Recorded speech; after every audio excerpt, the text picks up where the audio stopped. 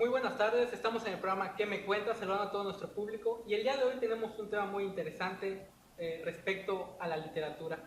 Tenemos con nosotros al profesor Carlos Farfán. Profesor, bienvenido. Muchas gracias, Abraham, por la invitación a este programa. Claro, es usted maestro de literatura, ¿es correcto? Sí, así es. Doy clases de una materia que se llama Análisis de Textos Literarios Sí. en la preparatoria Víctor Montejo Godoy de la Universidad Autónoma de Campeche. Claro. Cuéntanos un poco, ¿por qué decide estudiar esta carrera? Bueno, yo decidí estudiar esta carrera cuando estaba estudiando otra carrera. Yo estudiaba la licenciatura en Contaduría Pública en la Universidad Autónoma de Campeche. Entonces, cuando ya estaba casi finalizando la licenciatura, un compañero de clase, bueno, dos compañeros de clases empezaron a intercambiar libros conmigo, ¿no? Y ahí fue que empecé a conocer los primeros libros de literatura. Me atraparon las primeras lecturas y desde entonces no he parado de leer, ¿no? Así es, y estamos grabando con un mural que forma parte de la biblioteca escolar de la Escuela Preparatoria Dr. Nazario Víctor Montejo Godoy.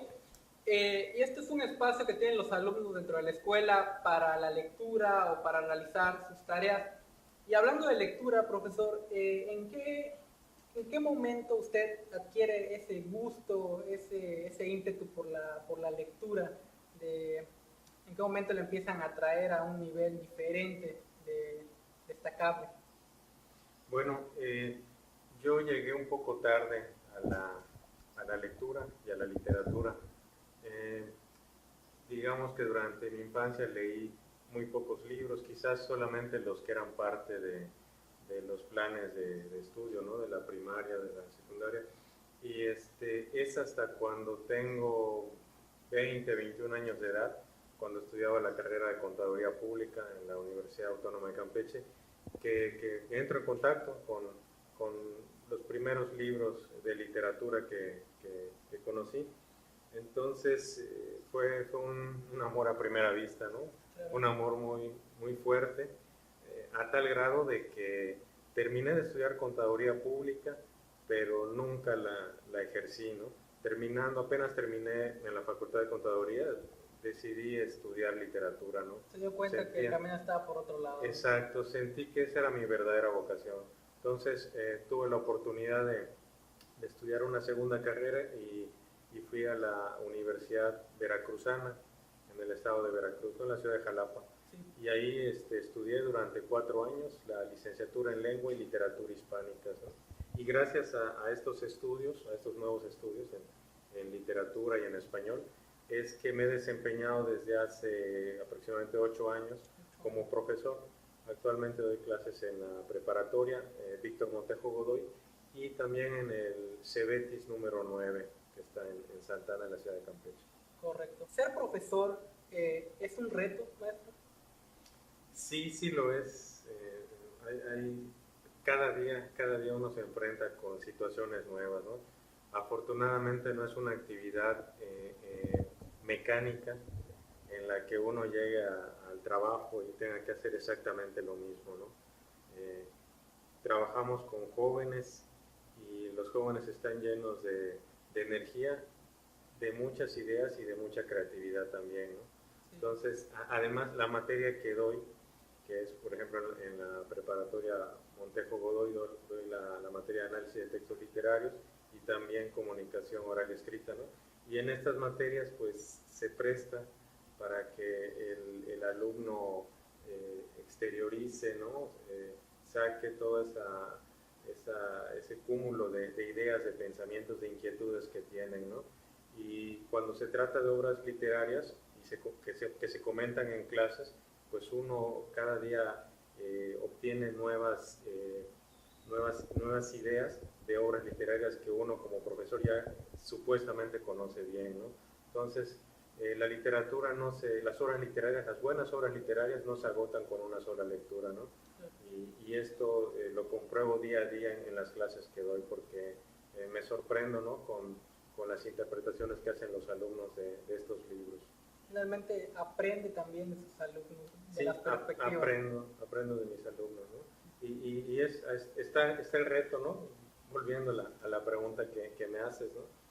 Hay un reto porque actualmente es un poco difícil que los alumnos se concentren al 100% en sus clases, en sus materias. ¿Por qué? Porque existen muchos distractores, ¿no? Uno de ellos, quizás el más importante, es Internet, ¿no? Entonces, uno llega al salón de clases, empieza a comentar los contenidos, deja tareas y luego los jóvenes tienen buena parte del día están interactuando con compañeros, con amigos a través de las redes sociales, ¿no? Incluso mientras están haciendo la tarea de una materia, están a veces escuchando música, están viendo videos, están contestando mensajes, ¿no? Entonces, es un reto, ¿no? Hay que ver qué se puede hacer para que los jóvenes concentren un poco más su atención en las actividades escolares, ¿no? También, desde luego, está bien que mantengan una comunicación constante con amigos y compañeros a través de redes sociales, pero hay que guardar un equilibrio, ¿no? Y eso siento que es una responsabilidad y un reto para nosotros como profesores en estos días. Por supuesto, y esperamos que también con esta entrevista, con los conocimientos que usted tiene y nos va a compartir más adelante, muchos jóvenes se interesen más por la lectura. Y retomando un poco la pregunta anterior, ¿usted recuerda el título del primer libro que lee? Sí lo recuerdo. Fue un libro del escritor mexicano Carlos Fuentes. Es una novela que se llama La región más transparente. Esta novela la leí cuando estaba en contaduría, cuando estaba en ese momento un poco de sentir que estaba estudiando quizás algo que no me llenaba del todo, ¿no? Entonces llega este libro, lo leo, lo devoro, es una novela un poco extensa y me fascinó porque Carlos Fuentes al mismo tiempo, en este y en otros libros, al mismo tiempo que nos está contando una historia de un personaje, de su entorno cercano, como es la familia, como es su trabajo, nos está contando también la historia de una ciudad, como es el caso de la Ciudad de México, y de todo un país, ¿no? Entonces, en sus obras asistimos a fragmentos de vidas privadas, pero también a grandes fragmentos e incluso mosaicos, murales, como este que tenemos en las espaldas, que retratan buena parte de la historia de nuestro país, ¿no? Entonces yo dije, qué padre, ¿no? Que se pueda hacer eso en la literatura, ¿no? Es abordar pequeñas cosas y llevarlas a una panorámica mayor, ¿no? Entonces, a otro nivel. Y bueno, a partir de este libro de Carlos Fuentes, me brinqué a otros del mismo autor, ¿no? Leí libros de cuentos, otras novelas de él, por ejemplo, La muerte de Artemio Cruz, o Agua quemada, ¿no? Que es un conjunto de relatos. De ahí me brinqué a otros escritores, a otros autores, ¿no? Y te digo, desde entonces no he dejado de leer. De leer, claro. Sí. Bueno, y Carlos Fuentes es sin duda un escritor muy reconocido a nivel nacional y a nivel latinoamericano, un escritor que ha ganado muchos premios también. Y bueno, usted también escribe, ¿no, maestro? Sí, también escribo.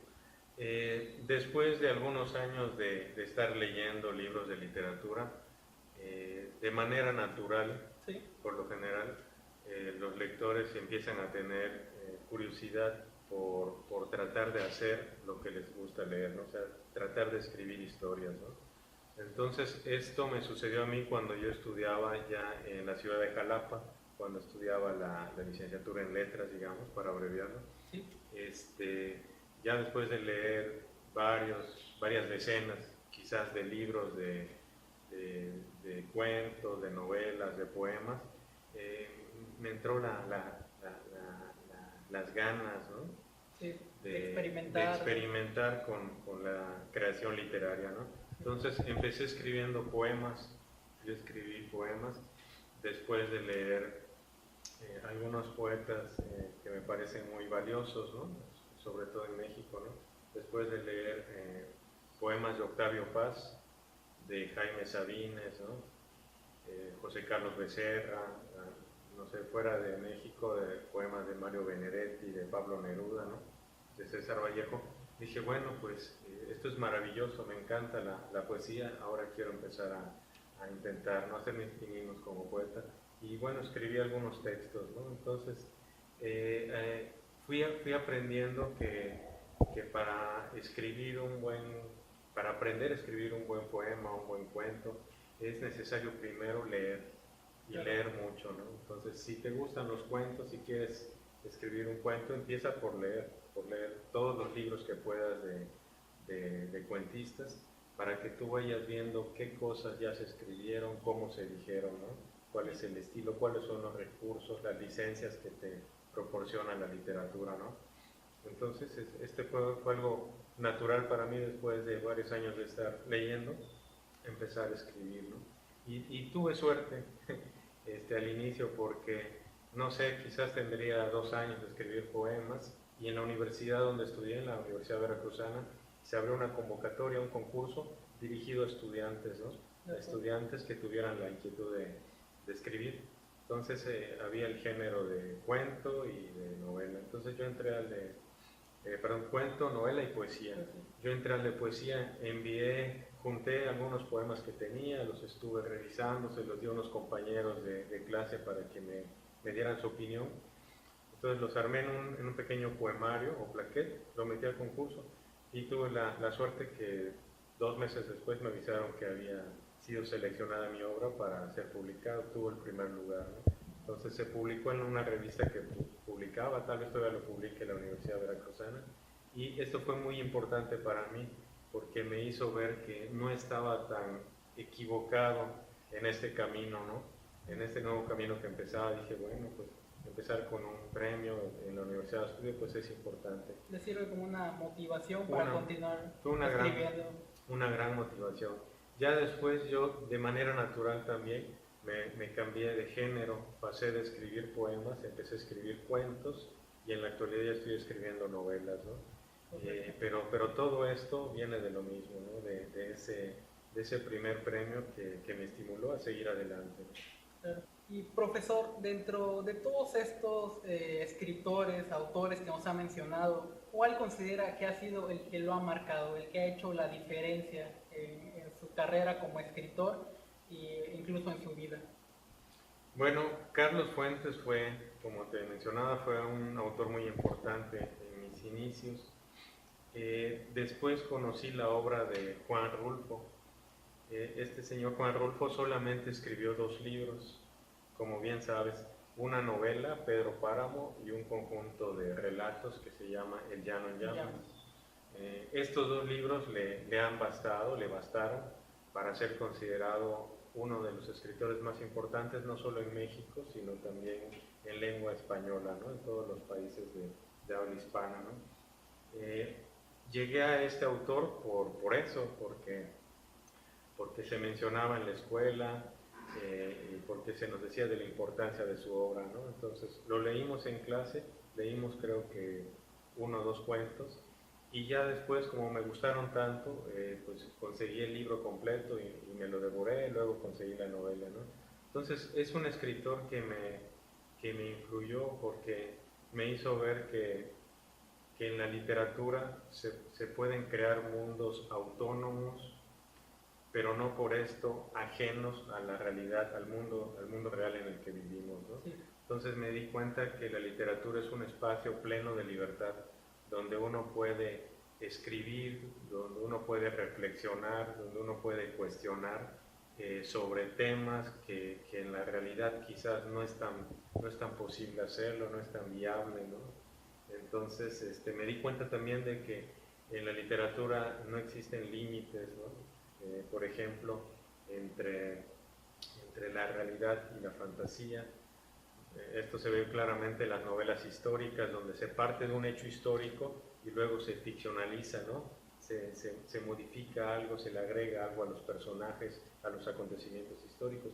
Y también me di cuenta que no hay límites precisos, por ejemplo, entre la vida y la muerte, ¿no? Y esto es claro en la obra de Juan Rulfo, ¿no?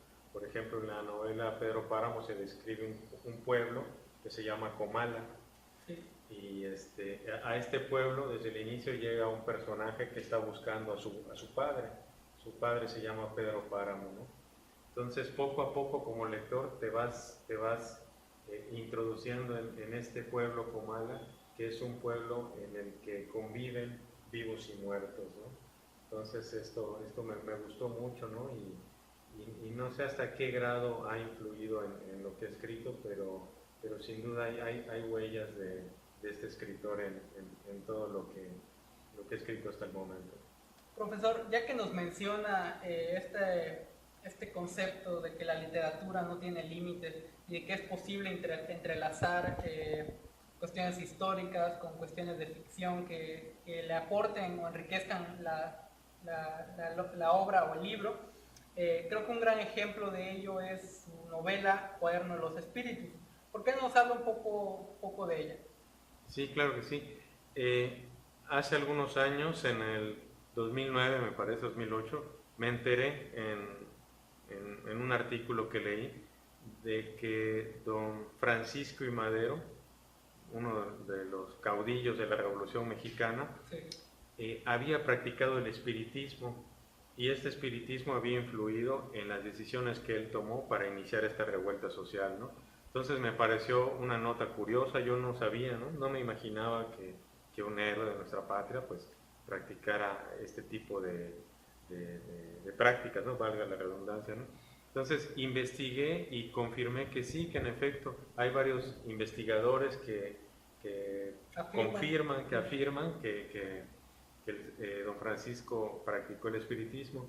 De hecho, están publicadas en la editorial Clio, del historiador Enrique Krauss, están publicados todos sus comunicaciones con el más allá, ¿no? En un volumen un poco amplio, ¿no? De, no sé, 500, 600 páginas, ¿no?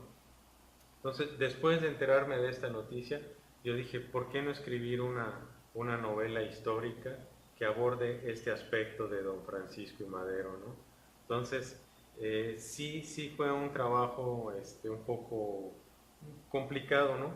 Porque a diferencia de mis obras anteriores, en las que yo decía, bueno, voy a escribir un cuento, voy a escribir una novela sobre este tema, y me sentaba ya a escribir, en este caso primero tuve que investigar. Entonces me llevé varios meses leyendo biografías sobre don Francisco I. Madero, sobre Porfirio Díaz, sobre el general Felipe Ángeles, sobre el periodista norteamericano John Kenneth Turner, autor de México Bárbaro, que es una especie de narrador, ¿no? Él es el que está contando esta historia, ¿no? Okay. Entonces, después de leer estas biografías, de leer algunos libros de historia sobre el periodo de la Revolución Mexicana y sobre las prácticas espiritistas de don Francisco, pues hice un esquema de la obra, ¿no? Y ya después vino una segunda etapa, digamos, después de esta primera etapa de la planeación, vino una segunda etapa de escritura. Ahí ya me puse a escribir de una manera un poco más rápida que la primera etapa, ¿no? La novela. Y luego vino una tercera etapa, que es la etapa de revisión, de reescritura, ¿no? En la que tienes que ver si todo lo que escribiste tiene coherencia, tiene sentido, tiene una explicación de por qué, ¿no? Y en ocasiones hay que quitar fragmentos, hay que agregar otros, hay que cambiar palabras, ¿no? Y en esta tercera etapa también es conveniente que tu manuscrito se lo pases a alguien que tenga también experiencia en la lectura, ¿no? Y si es posible en la escritura mejor, para que te dé su opinión y tú tomes de esas opiniones las que consideres apropiadas y las apliques en tu obra, ¿no? Claro. Entonces esta novela pues sí, me llevó un poco de tiempo, ¿no?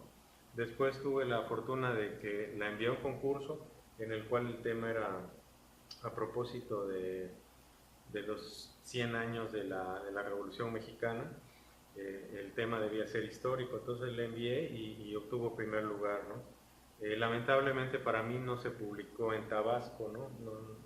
El Instituto de Cultura de Tabasco finalmente no tuvo, creo, presupuesto y no se publicó, pero hace poco más de un año la metí a otra convocatoria que vi por internet de una editorial nueva. La editorial se llama Editorial de Otro Tipo, y aquí sí me la aceptaron, les gustó la obra y ya se publicó, ¿no? Entonces aquí aquí está a la vista de todos el ejemplar, ¿no? Sí, sin duda un libro muy interesante que da otra perspectiva de la revolución, de cómo estos personajes afrontan diferentes situaciones definitivas de vida o muerte a través de algo que pocas personas se imaginan, del espiritismo, ¿no? Bueno, profesor, y usted también ha ganado varios premios, ¿es correcto? Sí, Dentro de ellos, específicamente con el libro Cuadernos de los Espíritus, usted ha ganado el Premio Nacional de Novela Breve Josefina Vicens. Y a propósito de este libro, La Furia Cotidiana, que también tiene el Premio Nacional de Narrativa Sonora 2013, Gerardo Cornejo. Este libro llamado La Furia Cotidiana. ¿Por qué ese título, profesor? ¿Por qué La Furia Cotidiana? Bueno, los cuentos que integran este libro tienen como, digamos, como columna vertebral parejas que están atravesando un momento de crisis, ¿no?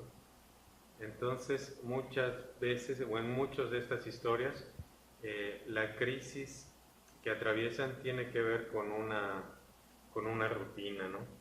Son personas que han caído en una rutina y esta rutina ha anestesiado, ha adormecido la pasión que supuestamente al principio tuvieron como pareja, ¿no? Claro. El título podría darle a entender a algún lector que son historias violentas, ¿no? Por el momento en el que estamos atravesando en nuestro país y por la palabra furia, ¿no? Pero yo creo que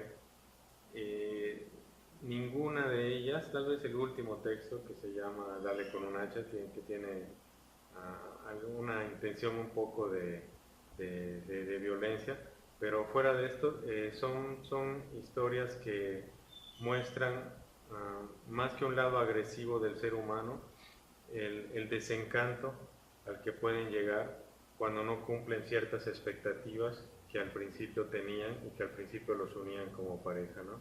Entonces es un conjunto de cuentos un poco melancólicos quizás, ¿no? Creo que le viene muy bien la imagen de la portada, como si logran apreciar, es una casa un poco abandonada, desportillada, ¿no?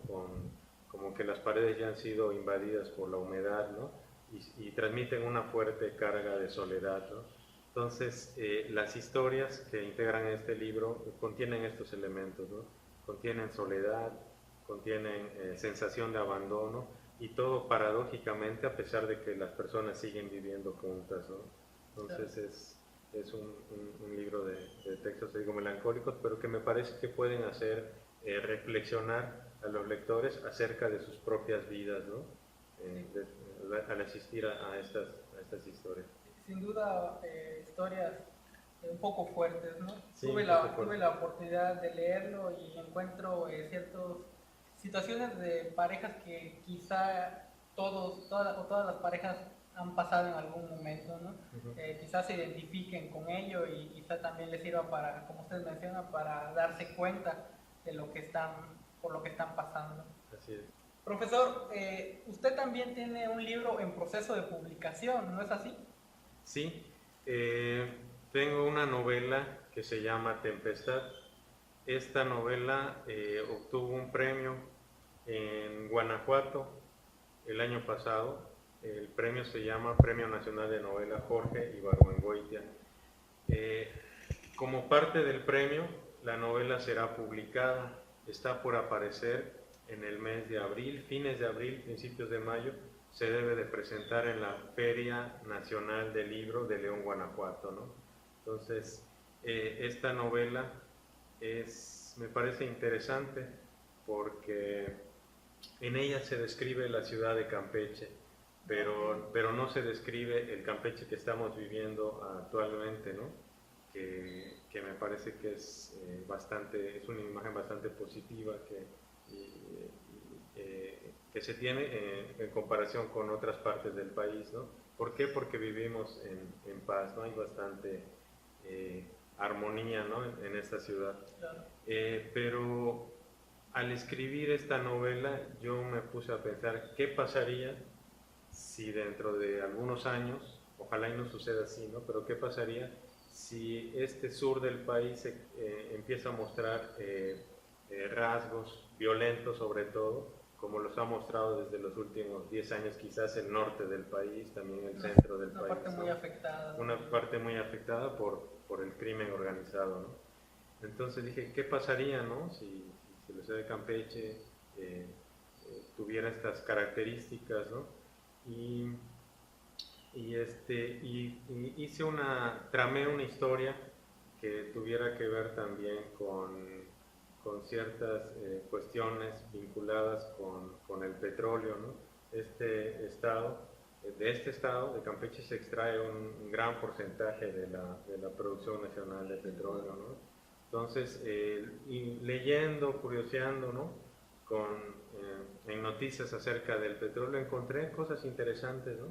Que quisiera no mencionarlas porque como se trata de una novela negra, ¿no? Es una novela policíaca en el que un personaje, en este caso un periodista, es el editor de un periódico en Campeche que se llama La M, el periódico se llama La M, Crónica de Muerte, tiene como subtítulo, ¿no? Entonces este periodista se involucra con un efímero colaborador del periódico que aparece muerto, ¿no? En extrañas circunstancias, ¿no? Entonces este editor se pone a investigar esta desaparición, esta ejecución, ¿no?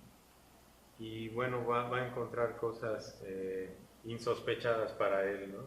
Entonces quisiera no decir más, ¿no? Para no quitarle la atención que tiene la novela. Sin duda debe ser una novela interesante, ya que pues, se basa en nuestro propio estado, ¿no? Y quizá podríamos ver una realidad alterna de aquello, ¿no? Que es parte de la escritura, mostrar otras perspectivas, en este caso. Y no es un Campeche deseable, ¿no? O sea, sí me puse a pensar qué pasaría si en Campeche hubieran índices altos de violencia, ¿no? No es, obviamente yo no estoy pensando en un estado deseable, ¿no? Pero en la literatura a veces da pie para reflexionar en posibilidades, ¿no? Entonces, es una posibilidad que esto suceda. No es deseable, nadie quisiera que esto pase, ¿no?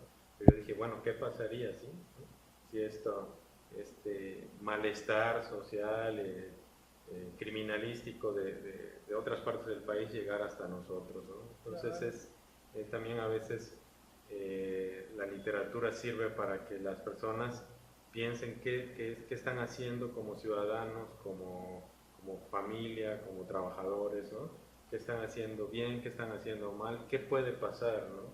Si seguimos en cierto orden o en desorden, ¿no? Claro, esta parte interesante y esperando también que nuestro estado se mantenga. Claro que tranquilo. sí, claro que sí. Bueno, profesor, y ya para finalizar con la entrevista, ¿algún mensaje que usted quisiera dar a nuestra comunidad, a nuestros televidentes que estén interesados en la lectura o quizá nunca sabemos quién va a ser el próximo gran escritor que nos estuviera viendo allá afuera y que algunas palabras que usted quisiera decirle a esta comunidad? Sí, claro que sí. Bueno, yo le diría a los jóvenes principalmente que están interesados en escribir literatura, que la mejor escuela que existe para ser escritor es la lectura de obras literarias y en particular de buenas obras literarias, ¿no? Entonces yo les diría que vayan a las bibliotecas, que visiten las bibliotecas de los planteles como esta, de la preparatoria Montejo Godoy, que visiten las bibliotecas públicas, visiten las librerías si tienen posibilidad de adquirir libros, ¿no? Y que lean a los escritores que saben, que escuchen, que investiguen, que han trascendido, ¿no? Que sus obras han trascendido, que se escribieron hace algunos años y se siguen leyendo y siguen estando vigentes, ¿no? Entonces lean, si a un joven le interesa la poesía y quiere ser poeta, tiene que leer decenas, centenas de libros, quizás miles de libros de poesía, para que vean cómo se escribe, qué se ha escrito, ¿no? Y si también les gustan los cuentos, las novelas, pues tienen que buscar libros de cuentos y de novelas y leer todos los que puedan y al mismo tiempo empezar a escribir, ¿no? Y mientras estén escribiendo tienen que seguir leyendo todo el tiempo, ¿no? Entonces este es el consejo que les daría, ¿no? Vayan a las bibliotecas, aprovechen los libros que tenemos en las bibliotecas y pónganse a escribir también, ¿no? Con todas las ganas del mundo. Sin duda el primer paso es acercarse a la literatura, y después a prueba y error, ¿no? Y ir perfeccionando la técnica hasta llegar a lo que uno espera. Sí, muy bien dicho.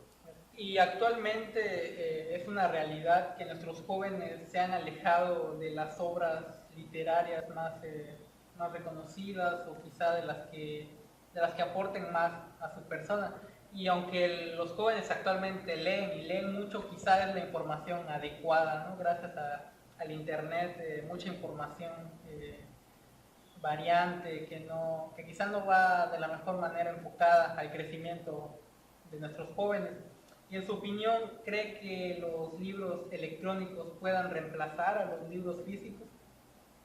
Bueno, es posible que esto suceda, ¿no?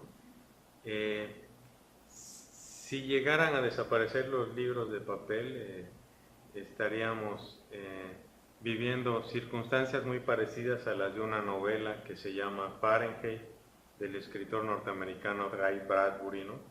Él en esta novela plantea una sociedad en la que ya no existen libros de literatura, ¿no?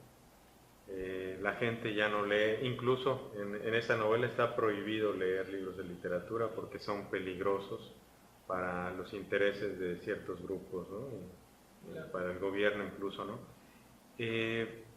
Creo que sí puede pasar lamentablemente esto en nuestro país y en el mundo, que más adelante desaparezcan los libros de papel y las obras literarias solamente se difundan a través de internet, que es la gran biblioteca de bibliotecas, según se dice, ¿no? Lo que hay que matizar de esta afirmación de la gran biblioteca de bibliotecas es que hay libros de todo tipo en internet, ¿no? No solo buenas obras literarias, hay malas obras literarias y hay muchos libros que no son de literatura, ¿no? Hay mucho texto, ¿no? Hay mucha información, ¿no? Más que conocimiento, lo que hay en internet es información. Depende de los lectores que conviertan la información en conocimiento, que la apliquen en su vida cotidiana, que le den una utilidad, ¿no? Sospecho, y por experiencia lo menciono así, que los jóvenes entran a internet para leer y para escribir, para estar en comunicación con compañeros y con amigos, no precisamente para leer obras literarias, ¿no? Leen quizás los que están estudiando información que les pueda servir para sus tareas, ¿no? Pero no necesariamente obras literarias. Entonces, si desaparecen los libros de papel, si desaparecen las bibliotecas físicas, ¿no? Como las que hay en la ciudad, en las escuelas, creo que sí quedaría en riesgo, ¿no? La literatura y todos los beneficios que conlleva la literatura a los lectores, ¿no? Entonces, no sé, yo le preguntaría a los telespectadores de este programa, a los jóvenes, ¿no? ¿Qué piensan ustedes que podría pasar en la sociedad? ¿En qué tipo de mundo viviríamos si desaparece la literatura, ¿no?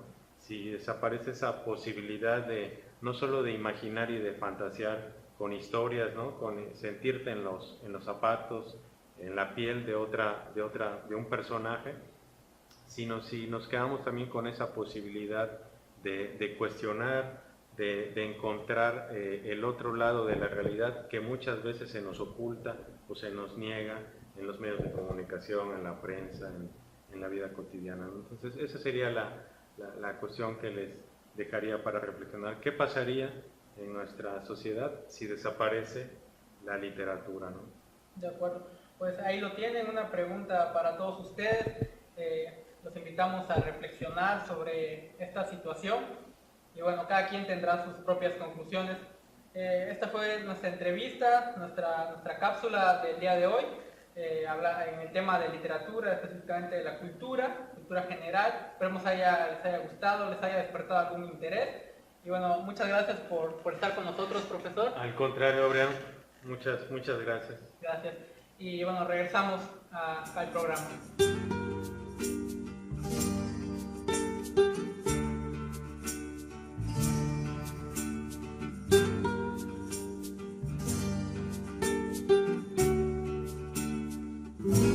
Anoche tuve un sueño, que anoche era verano, oh verano terrible para un sueño malvado.